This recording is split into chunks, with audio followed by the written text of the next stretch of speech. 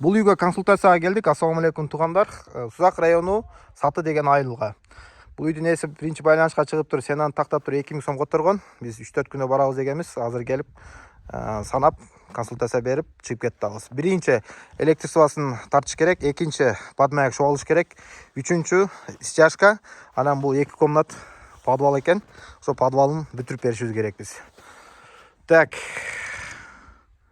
Подвалды көрүп турасыздар. Буну эми сыртты мук кагып, зын тартып, шоап бүтүрүп беребиз. Эгерде консультация керек десеңиздер, Манас шаар ич тегерегине 1000 сомго чыгып атабыз, алыс жерге 2000 сом. Алыс жер 25 километрден алыс болсо, Манас шаарынан 2000 сом которосуздар. Бир жуманын ичинде барып, консультация берип келебиз. Эки консультацияны бир алып туруп, бир чыгабыз. Мисалы, биз азыр могу Тарамазар деген айылга келип консультация бердик.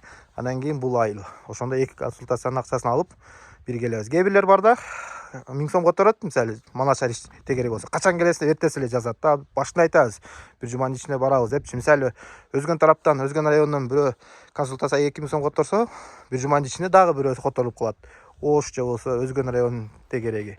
Эки консультациянын акчасын бир алып, анан барып санап, суроолоруна жооп берип чыгып кетебиз. Заказ бергенден кийин, силер бабаш бересиздер, ошондо заказ берген болосуздар.